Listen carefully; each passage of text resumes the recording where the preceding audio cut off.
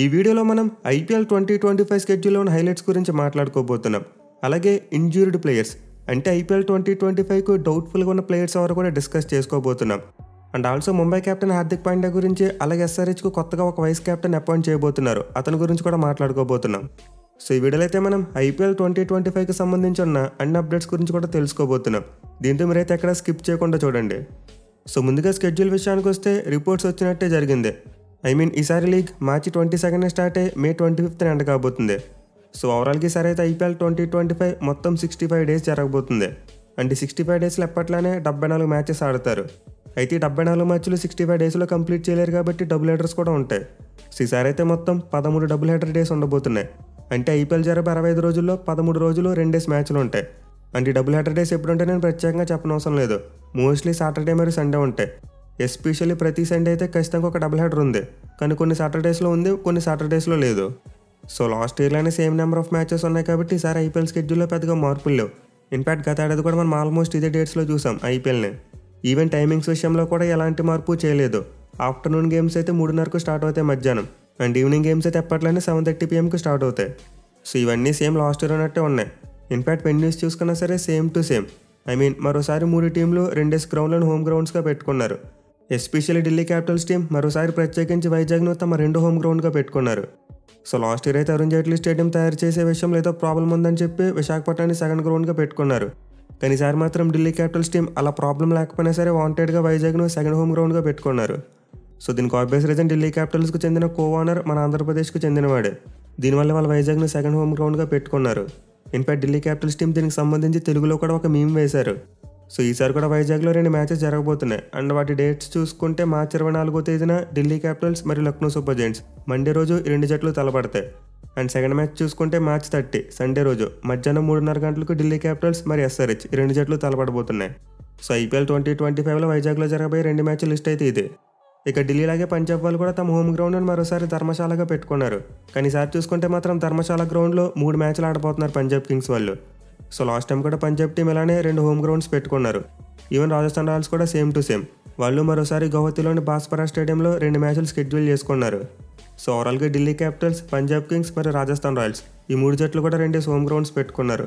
కానీ మిగతా టీంలో మాత్రం సింగిల్ హోమ్ గ్రౌండ్, అంటే వాళ్ళ హోమ్ మ్యాచెస్ అన్నీ ఒకే గ్రౌండ్లో ఆడతారు.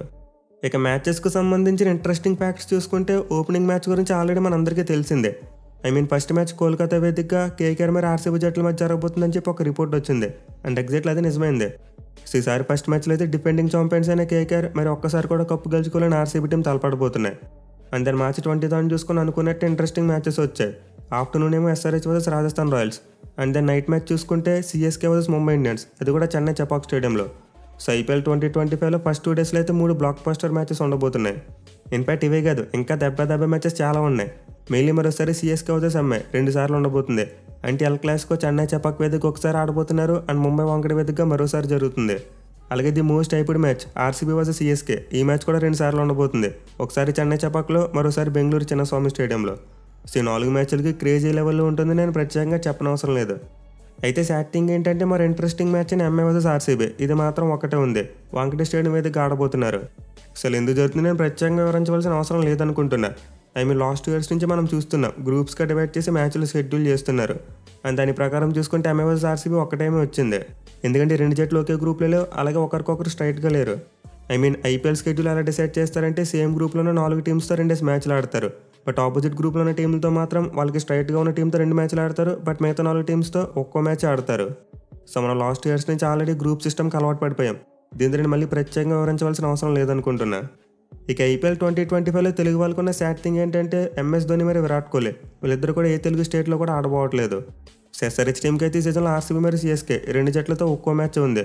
బట్ ఒక్కో మ్యాచ్ ఇవే మ్యాచెస్, అంటే ఉప్పల్ స్టేడియం వేదికగా ఆడరు. సిఎస్కే మ్యాచ్ ఏమో చెపాక్లో ఆడతారు, ఆర్సీబీతో మ్యాచ్ ఏమో చిన్నస్వామి గ్రౌండ్లో ఆడతారు. విచ్ మీన్స్ విరాట్ కోహ్లీ మరియు ఎంఎస్ ధోని ఇద్దరు కూడా హైదరాబాద్ రారు. అలాగే లాస్ట్ ఇయర్ ఉన్న టీఆర్లో వైజాగ్లో సిఎస్కే మ్యాచ్ లేదు. ఇన్ఫాక్ట్ వైజాగ్లో ఉన్న 2 మ్యాచెస్లో కూడా సిఎస్కే, ఆర్సీబీ మరియు ఎంఐ 3 జట్లు లేవు. దీంతో వైజాగ్ పీపుల్కు కూడా 3 లెజెండరీ ప్లేయర్స్ని చూసేందుకు అవకాశం లేదు. సో కేవలం రోహిత్ శర్మ మాత్రమే హైదరాబాద్ వస్తాడు, ఎందుకంటే ముంబై టీంకి ఎస్ఆర్హెచ్తో ఉప్పల్ స్టేడియం వేదికగా మ్యాచ్ ఉంది. బట్ ప్లే ఆఫ్స్లో చూసుకుంటే హైదరాబాద్లో 2 మ్యాచ్లు షెడ్యూల్ చేశారు, క్వాలిఫైర్ 1 అండ్ ఎలిమినేటర్. దీంతో స్టార్ ప్లేయర్స్ ఉన్న 3 టీమ్స్ కూడా ప్లే ఆఫ్స్కు క్వాలిఫై అయితే మనమైతే హైదరాబాద్లో వీళ్ళని చూడొచ్చు. ఇన్ఫ్యాక్ట్ క్వాలిఫైర్ 1 అండ్ ఎలిమినేటర్ రెండింటిలో కూడా 4 డిఫరెంట్ టీమ్స్ తలపడతాయి. దీంతో ప్లే ఆఫ్స్కి రీచ్ అయ్యే మొత్తం 4 టీంల యొక్క ప్లేయర్స్ను మనమైతే చూడొచ్చు హైదరాబాద్లో. సివిగేస్ ఐపీఎల్ 2025 స్కెడ్యూల్కి సంబంధించిన హైలైట్స్. అండ్ ఒకవేళ మీరైతే ప్రతి టీం యొక్క స్కెడ్యూల్ని పూర్తిగా తెలుసుకోవాలనుకుంటే మన సోషల్ మీడియా అకౌంట్స్లో పోస్ట్ చేస్తాము. దీంతో మీరు మన వాట్సాప్ ఛానల్ లేదా ఇన్స్టాగ్రామ్ ఆర్ ట్విట్టర్ దేన్ని ఫాలో చేసినా పర్లేదు, అక్కడ అప్డేట్స్ వస్తాయి. అండ్ వీటికి సంబంధించిన లింక్స్ అయితే డిస్క్రిప్షన్లో ఉన్నాయి, ఒకసారి చెక్ చేయండి. ఇక ఐపీఎల్ 2025కి సంబంధించిన మిగతా అప్డేట్స్ చూసుకుంటే ముందుగా ఎంఐ టీంకి సంబంధించి 2 అప్డేట్స్ ఉన్నాయి. అండ్ 2 కూడా కన్ఫర్మ్డ్ అప్డేట్స్. సో అందులో ఫస్ట్ వన్ చూసుకుంటే వాళ్ళ కెప్టెన్ హార్దిక్ పాండ్యా ఫస్ట్ మ్యాచ్లో ఆడే అవకాశాలు కనిపించట్లేదు. మార్చి 20th సిఎస్కే మరి ఎంఐ జట్ల మధ్య ఒక ఎల్ క్లాసికో మ్యాచ్ జరగబోతుంది. బట్ ఈ మ్యాచ్కి అయితే ముంబై కెప్టెన్ హార్దిక్ పాండ్యా అందుబాటులో ఉండకపోవచ్చు.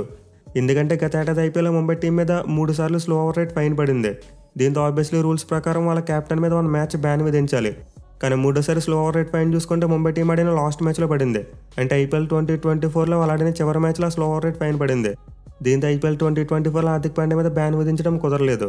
బట్ ఇప్పుడు 1 మ్యాచ్ బ్యాన్ అయితే ఐపీఎల్ 2025 స్టార్టింగ్లో పడిపోబోతుంది. Hardik Pandya first match miss కాబోతున్నాడు. ఇక ఈ టీంకి సంబంధించి మరో అప్డేట్ చూసుకుంటే ఆల్రెడీ మీ అందరికీ తెలిసిందే, వాళ్ళ ఆక్షన్లో 4.8 కోట్లు పెట్టి కొనుగోలు చేసిన అల్లా గజన్ఫర్ ఈ టోర్నమెంట్ నుంచి రూల్ అవుట్ అయ్యాడు. సో అతనికైతే రీసెంట్గా బ్యాక్ ఫ్రాక్చర్ అయింది. దీంతో అతను 4 నెలల పాటు రెస్ట్ తీసుకోవాలని చెప్పి ఆఫ్ఘనిస్తాన్ క్రికెట్ బోర్డు ప్రకటించింది. అండ్ ఈ క్రమంలో అల్లా గజన్ఫర్ ఛాంపియన్స్ ట్రోఫీతో పాటు ఐపీఎల్ 2025 నుంచి కూడా రూల్ అవుట్ అయ్యాడు. సో ఇతని ప్లేస్లో అయితే ఆల్రెడీ ముంబై టీం మరి ఆఫ్ఘన్ స్పిన్నర్ను తీసుకున్నారు. ముజిబుర్ రహమాన్ 2 కోట్ల రూపాయల బేస్ ప్రైస్తో తమ స్క్వాడ్లోకి యాడ్ చేసుకున్నారు. సో ప్రస్తుతానికైతే ఐపీఎల్ 2025 నుంచి అఫీషియల్గా రూల్ అవుట్ అయిన ప్లేయర్ అయితే అల్లా గజన్ఫర్. అండ్ ఆల్సో అఫీషియల్గా రీప్లేస్మెంట్కి వచ్చిన ప్లేయర్ ముజిబుర్ రహమాన్. ఇక మిగతా ఇంజరీ లిస్ట్లో ఉన్న ప్లేయర్స్ గురించి చెప్పమని చాలామంది అడుగుతున్నారు. కొన్ని టీంలకు చెందిన మెయిన్ ప్లేయర్స్ ఇంజరీస్ కారణంగా champions trophy ఆడట్లేదు.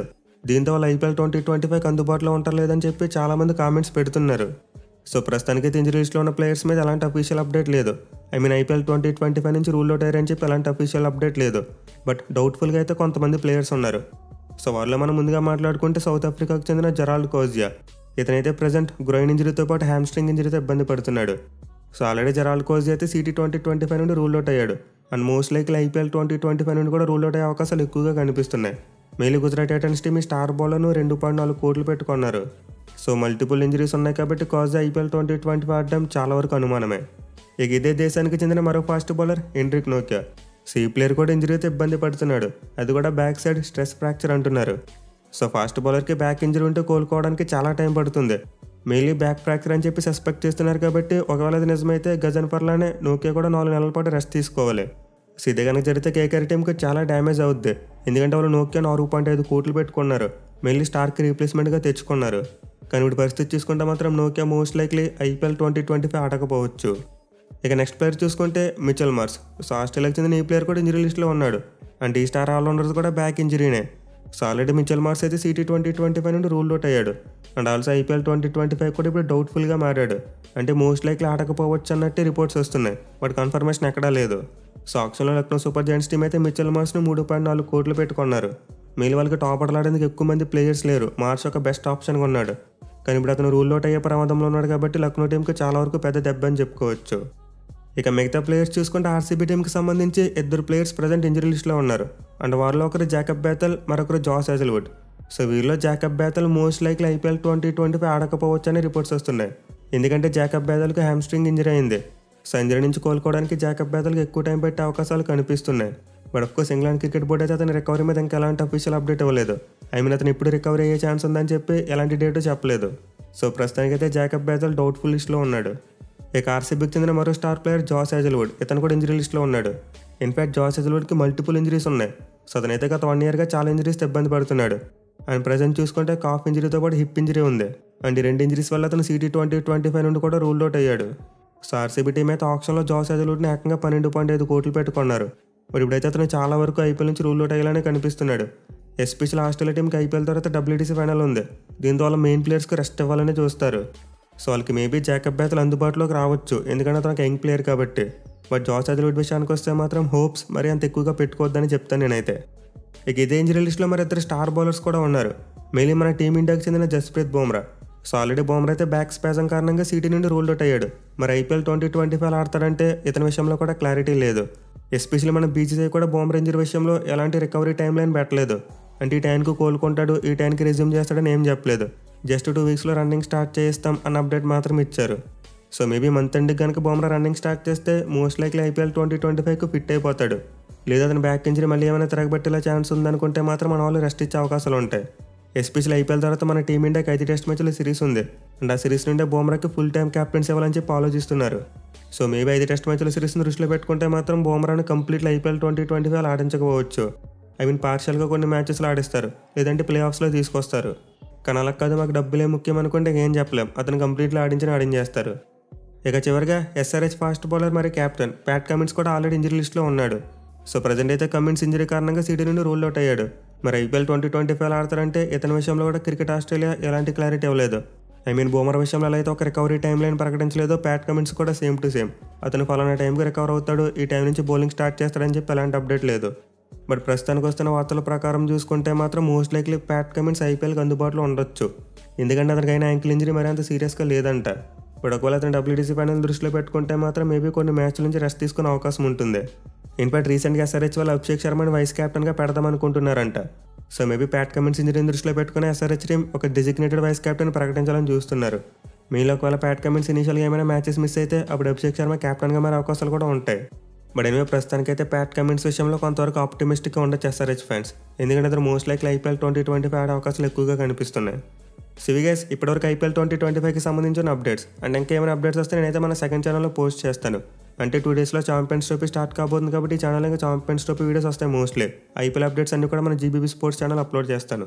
So IPL fans ఎవరైనా ఉంటే ఆ ఛానల్ సబ్స్క్రైబ్ చేసుకుని ఖచ్చితంగా బెల్ ఐకాన్ యాక్టివేట్ చేసుకోండి. Thank you for watching. Have a nice day.